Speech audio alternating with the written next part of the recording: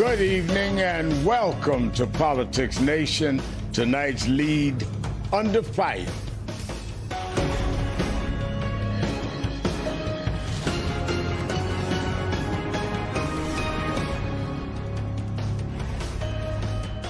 President Trump says the clock is ticking on his 10-day ultimatum to Iran.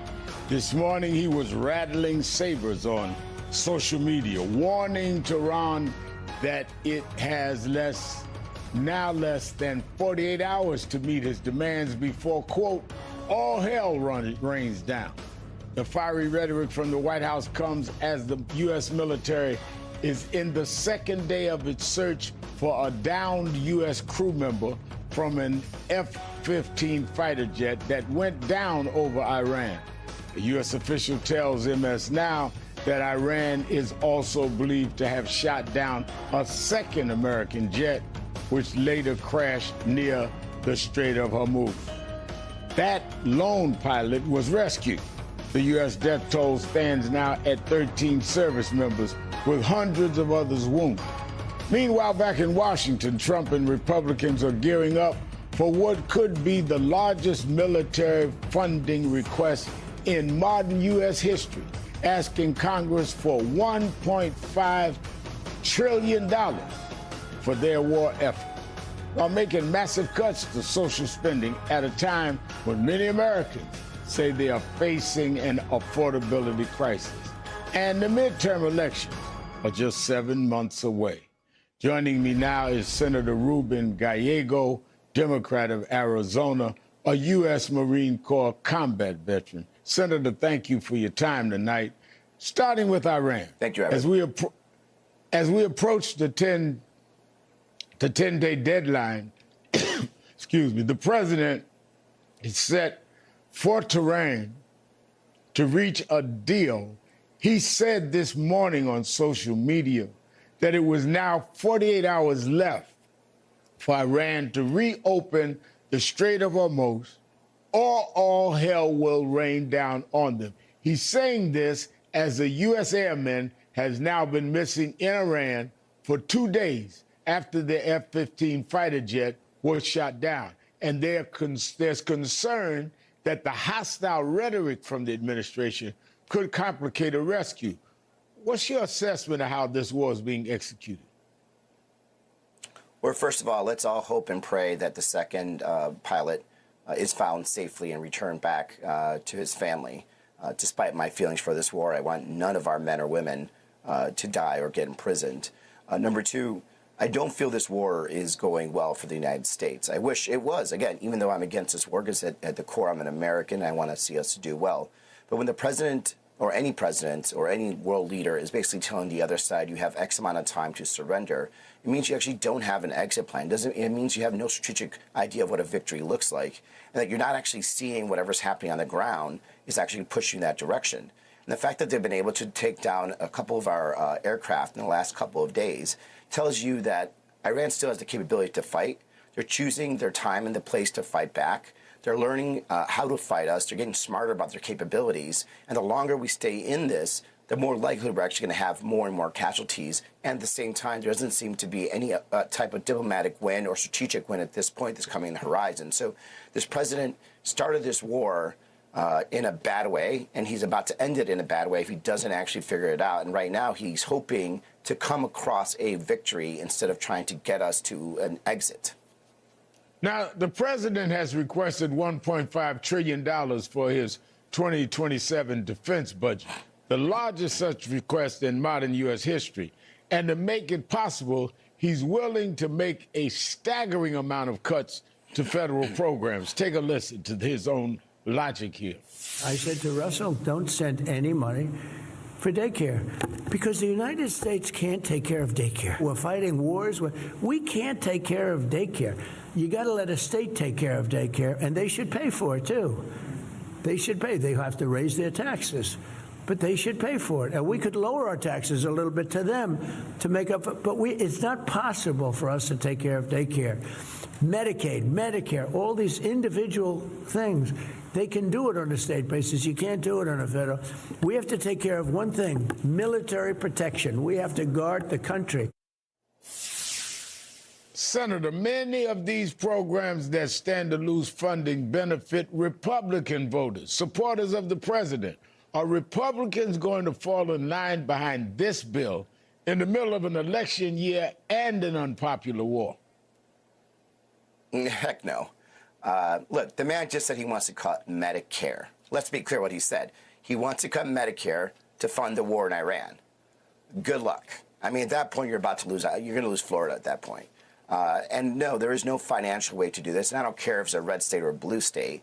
You're basically screwing over a lot of Americans, the process for an illegal war that most Americans are against. So this is not going to happen. But it does show you the values and understanding of this Republican Party, that they're willing to scrap some very important programs that keep people alive, especially right now, how expensive things are. You're telling people we're going to kick you off Medicaid and we're going to kick you off Medicare. Hopefully your state will take care of it. Good luck if you don't come from a rich state.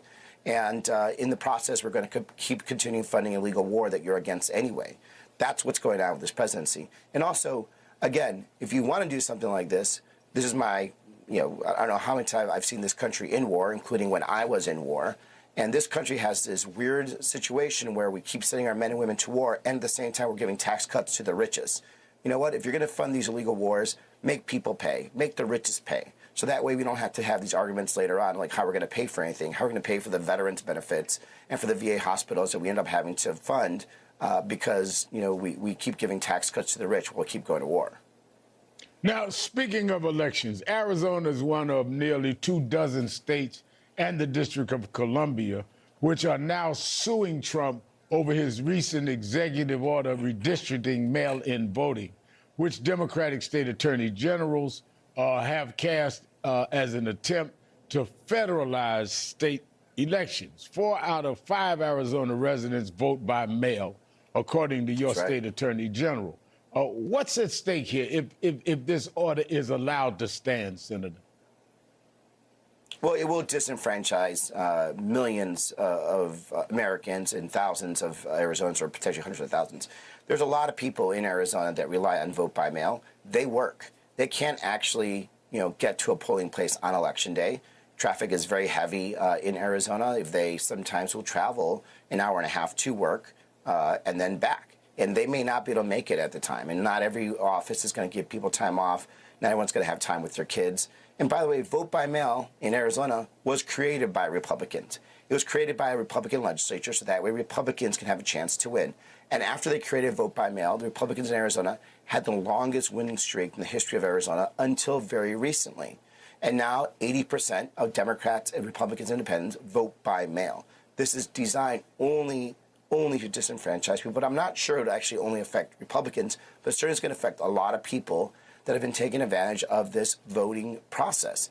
And voting in Arizona is much more difficult than it can be in other states. We have ballot initiatives. We have different offices. Sometimes our ballot can be 3 pages long, and people can't wait in line to do that, especially here, sometimes, especially during hot summers when it comes to the primary.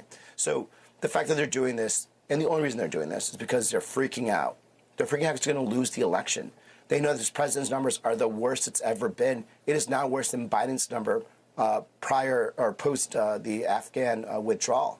And they know that they're going to lose not just the House, they're going to lose the Senate, they're going to lose a bunch of governorship. So instead of trying to change their policies and trying to go against Donald Trump, they're just trying to change who can vote, right?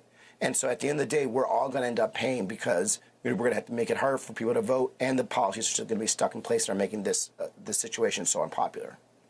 Now, staying with your Marine experience, some Marine Corps boot camp graduates reportedly attending graduation ceremonies without family members amid rumors that ICE would target the events for possible immigration enforcement. A notice on a Marine Corps website this week suggested that ICE agents would participate in securing events.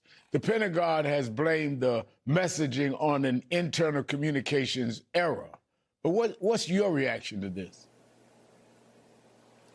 Well, look, one of the most, moments of pride, biggest moments of pride I ever had was, standing there and receiving my EGA, my Eagle Globe and Anchor.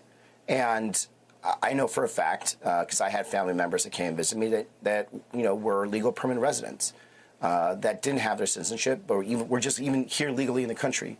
If you have ICE agents that are doing that, it's not just, the sons and daughters of illegal immigrants that are joining the military, you're going to have a lot of people that are here with visas, with legal permanent residencies that are just not going to want to come. Because what we've seen so far is that ICE does not care. They do not discriminate. If they think you have any remote chance of being in this country illegally, they will take you in because they need to fulfill their Stephen Miller quotas. And so instead of having a beautiful patriotic situation, event, where these families can take part in a ritual that's very sacred to the Marine Corps and adding to level of patriotism, you're going to have ICE agents that are going to be terrorizing and scaring people away. It's unnecessary. These are the best of our country. And you have some very hard situations of people that are still want to believe in this country, that are still willing to give their sons and daughters to this country in service. And now we're going to take away that one moment that makes it special. Just because Stephen Miller has to fulfill some stupid quota, we should be ashamed that we even thinking about allowing this to happen. Now, Leslie, I need to get your take on Pam Bondi's oust as Trump's Attorney General this week, with her firing by the president coming just days before she would testify before Congress on the Epstein files. And after months of difficulty prosecuting Trump's political enemies, with Bondi out, Trump allies like Republican Congressman Lee Zeldin and current U.S. Attorney Jeanine Pirro are reportedly being floated to replace her. What are your thoughts on that, Senator? Well, look, this DOJ has been the most political DOJ in the history of the country. And the DOJ and the Attorney General is the Attorney General for the United States, not for the President. The President believes that the Attorney General is supposed to be in service to them. So, he's disappointed in two regards. Number one, that she didn't fully cover up his involvement with Epstein, the Epstein files, and everything that happened on Epstein Island and Mar-a-Lago. And number two, that she didn't go after Eric Swalwell, a member of Congress, a friend of mine, who's now the front runner for governor in California. And the fact that, from reports we're hearing is that, he's trying to politicize a report that came out years ago that actually clarified and exonerated Eric Swalwell, and now they want to change that so that to benefit just the president's narrative to try to stop Eric Swalwell from being governor. Why? Because he knows, number one, Eric Swalwell is going to win the governorship of California. Number two, Eric Swalwell is the hardest fighter against Donald Trump. And if Eric Swalwell is governor of California, he's going to have the bully pulpit to go after Donald Trump, unlike any other governor in this country. And they're going to do anything. They're going to corrupt the DOJ. They're going to corrupt investigations. They're going to force people, to give up their careers just for his little petty vendetta. And because he doesn't want someone like Donald Trump doesn't want someone like Eric Swalwell to be able to fight him every day to stop all the corruption that he's causing in this country. Well, I thank you, Arizona Senator Ruben Gallego. And guess what? Joining me now is the Democratic California Congressman Eric Swalwell, who you just were talking about. Congressman Swalwell, earlier this week, it was reported that Trump may have fired former AG Pam Bondi in part due to allegations she tipped you off about the revival of a years-old investigation into an Axios report that you had connections to an alleged Chinese spy. The previous investigation found no evidence of wrongdoing on your part, and not only have you denied Bondi gave you the heads up, the White House has denied it as well. Can you explain to the audience what this is all about, and why do you think this is coming up now?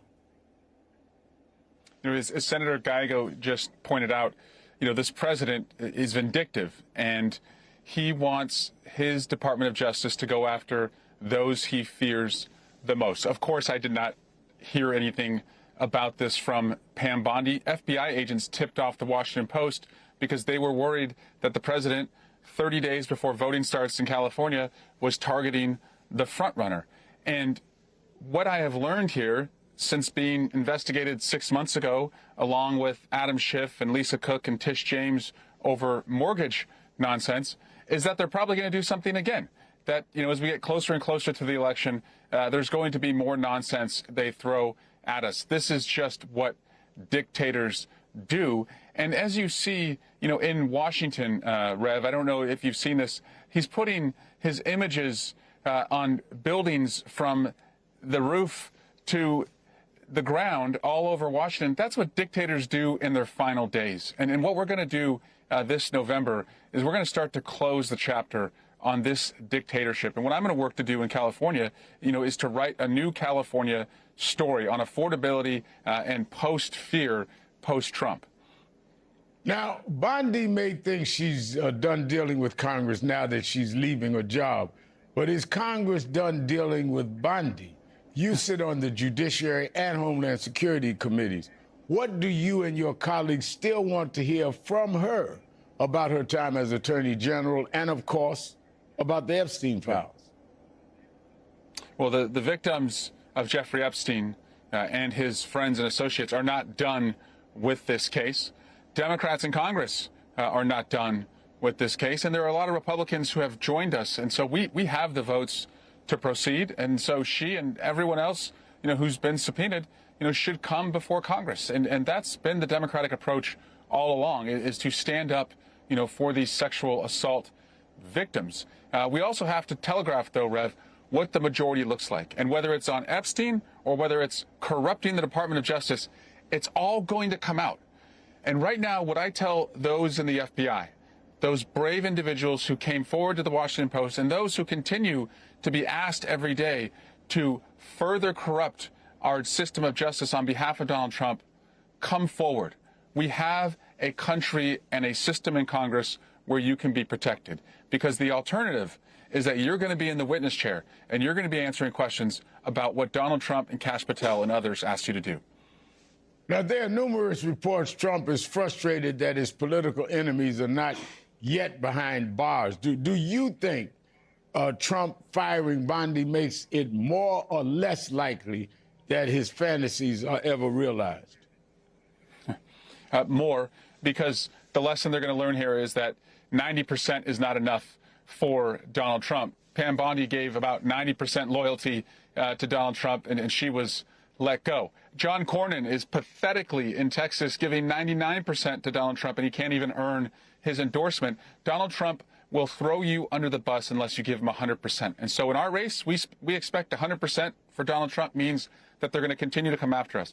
But I talk to Californians. I can't speak for the rest of the country, but from Anaheim to Arcata, Californians are asking the president to just focus on lowering the costs. Gas is almost $8 in many parts of our state because of this war. Iran is threatening the homeland. Housing costs are out of reach. We're a state where the average first-time homebuyer is over 40 years old. If he just focused on lowering the costs and addressing affordability, he would be much more popular, and he would actually do what I hope people do when they go into public service. He would help somebody.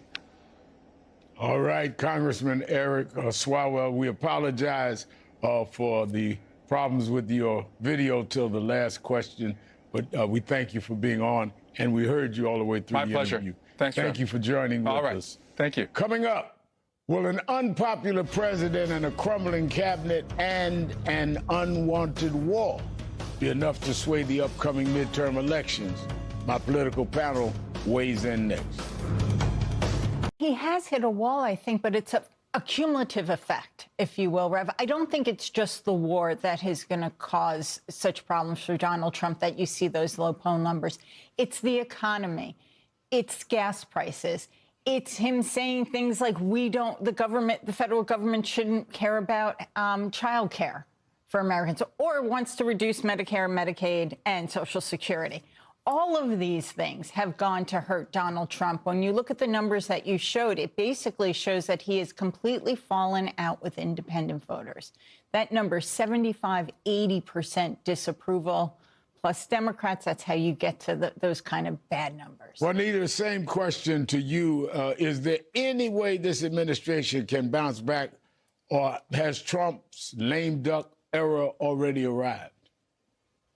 I mean, Rev, I think it's arrived, and I think it arrived last year. I'm thinking about how these polling numbers are translated into voter behaviors. I'm thinking back to Tennessee 7 special election in December 2025, where that's a red district. Trump won by 20-plus points in the presidential election in 2024, but the Republican in that race only won it by a single-digit margin. I'm also thinking about the Texas Senate district that split 30 points in February of 2026. Rev, people are pissed off. And as Susan said, they have a laundry list of reasons to be mad. The one that I will add to your list, Susan, is also healthcare costs. Remember, Trump and Republicans did nothing to extend the healthcare tax credit. People are struggling. People are mad. And if the midterms were today, Rev, I think Democrats would win and win big. And so I think it's important for them to look at this reality, look at the gulf between Trump and Republicans and voters, and fill it with solutions, connect with voters, and give them a reason to be mobilized to turn out to the polls in November. Switching gears to the state of Georgia, where in the 14th district, House candidates are making their final pitches to voters ahead of Tuesday's runoff to replace former Congresswoman Marjorie Taylor Greene. We've had the Democratic candidate, Sean Harris, on this program. He was the top primary vote getter against a crowded Republican field. But now in the runoff, he's squaring off against just one Republican candidate, Clay Fuller, who has President Trump's endorsement. Susan, Greene is still criticizing the administration from the sidelines. But is there enough frustration in her district to send a Democrat to Washington? I don't think so, Rev. It's a ruby red district. And even if in a special election something happens, and, you know, Rev, we call them special elections for a reason. They happen at an unusual time. The circumstances on the ground are not part of the national landscape, if you will.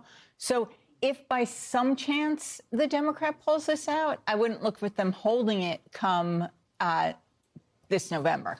Now, sticking with the midterm elections currently underway across the country, another critical race is coming up on Tuesday in Wisconsin, where Democrats are hoping to add to their court's liberal majority. This has turned into the third multi-million-dollar Supreme Court race there in the past 4 years. Juanita, why is this race so important? I think it's about extending the legacy of liberals in the Wisconsin State Supreme Court that has already had an impact, especially in a world where Roe was overturned. Think about it, Rev. In the past, 3 of 4 of these state Supreme Court races, Democrats have won. And so what I'm looking for in Wisconsin is, what is that Democratic turnout going to be for this race? Because are they going to rest on their laurels? Are they going to feel secure with the margin in the court? Or are they going to want to double down based on what could be coming down the pipe from Trump next? And so I'm going to look at Democratic turnout the same way I look at Republican turnout, and we'll be looking in Georgia 14 too, because Susan, you're right. It's a long shot. In Georgia 14, I believe Trump had a margin of 35 plus points in 2024. But I want to know what that Republican turnout's going to be in Georgia 14. How angry are they going to be to the point where they might even stay home in this election? So I think you're right. It's a long shot for Democrats, but what is that margin going to be? Is it going to come down to single digits again there? All right, Juanita Tolliver and Susan Del Percio, thank you both for coming on. Coming up, how the Supreme Court's most recent ruling against one state law will likely affect millions of vulnerable youth across the United States.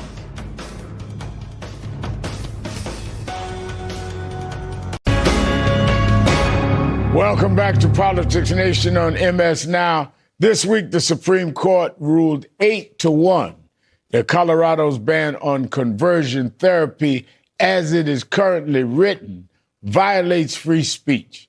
While the decision does not technically strike down the law, it does send the ban to the lower courts, handing the LGBTQ community yet another setback that could impact similar laws in up to 20 other states.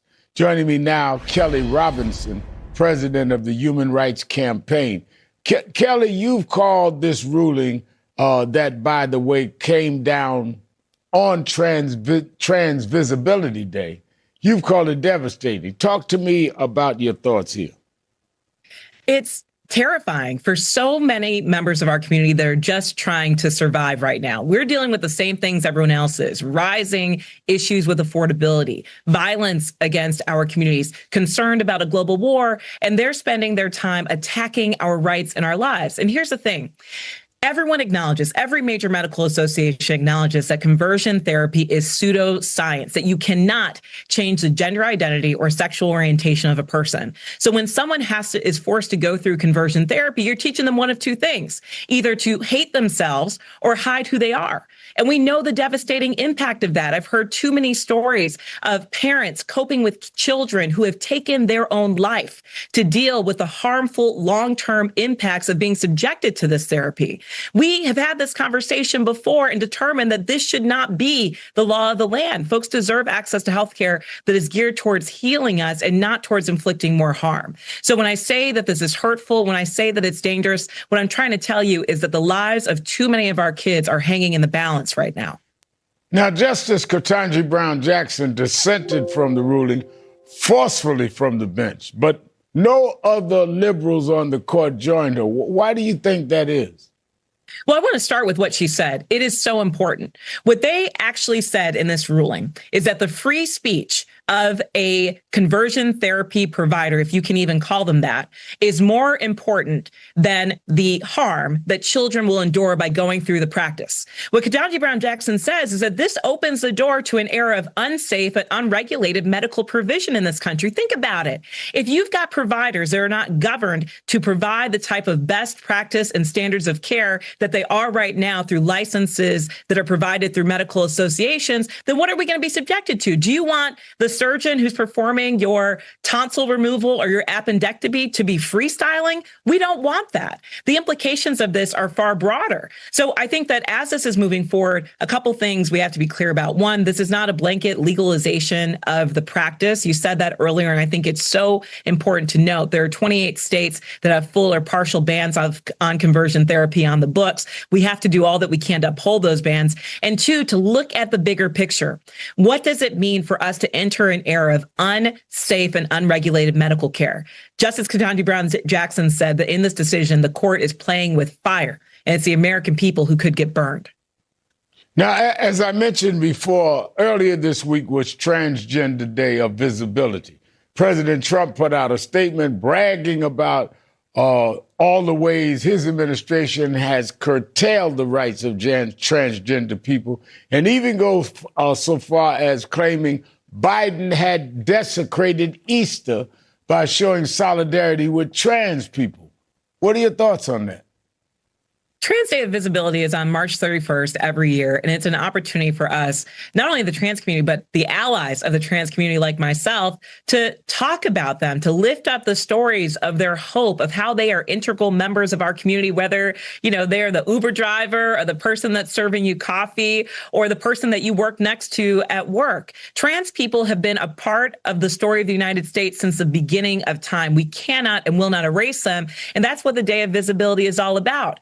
And right now, when the world is facing a crisis, for this administration to be talking about and bragging about the harm that they've done for this community it's terrifying. Look, one of the first things that we worked on this year was a ban on trans people serving in the military. And the stories I heard, including one recently of a veteran who served this country for 17 years, trans woman served this country for 17 years with honor and was denied the dignity of retiring in her uniform. That should horrify every American. If they can isolate trans people like this, if they can take away from the honor of someone who has served this country and been willing to give it the greatest sacrifice of their life, they could do that to anyone. So this is one of those times that I think that we're called to something higher. We're called to really look at this moment as a time for us to decide if we are going to be an inclusive nation that fights for everyone, or if we're going to let this regime, this authoritarian regime, roll us back. And I hope that the answer for most Americans is no. Now, speaking of Trump, this week we saw the very high-profile departure of former AG Pam Bondi. She led many of the administration's assaults on trans rights. What do you think of her exit, and what would you say to her replacement on behalf of your community?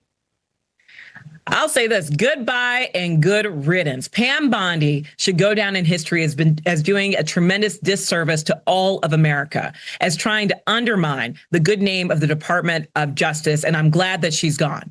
And at the same time, we cannot take our eye off the ball, because everyone that's been floated as a possible replacement for her is just as bad, and if not worse. Again, this is a moment where we actually need a political solution to this problem. We got to make sure that we're turning out voters all across the country to make sure that the House of Representatives represents us, the United States Senate does as well, so we can block some of these terrible appointments and eventually get the power that we need to take back the White House too. Because what you are seeing right now, the actions of this administration, whether it's Pam Bondi or Donald Trump, is not in line with what the American people want.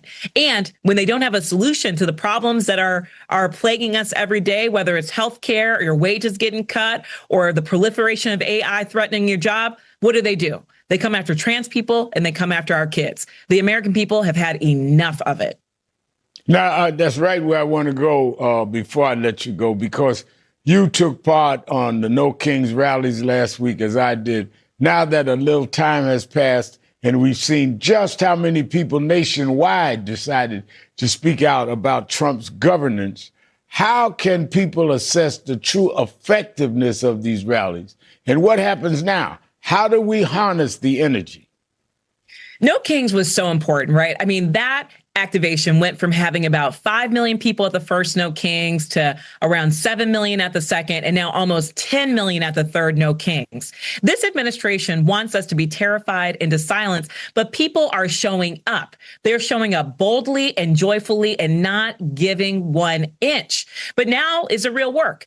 After No Kings, we need folks to stay involved, to make sure that they're registering voters, educating people about the issues that matter, speaking out and up when we see actions of this administration, like this horrific budget proposal they have that wants to spend bajillions of dollars on defense and take it away from the services that we need every single day. We got to speak up and out and often. I believe that when we do, we'll keep the momentum going, because the number of people that I saw that found courage and community that came out for the first time, they are inspired to be a part of something right now. And Rev, I know that you are a community activist and mobilizer. You know how powerful it is when someone finally understands that they have power too. That's something they can't ever take away from us. All right, Kelly Robinson, thank you. And I will see you next week as addressing one of our panels during the National Action Network's 35th annual convention.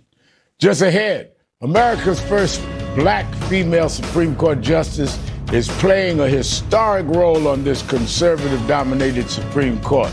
We'll take a closer look at Justice Ketanji Brown Jackson's fiery dissents. That's next on Politics Nation.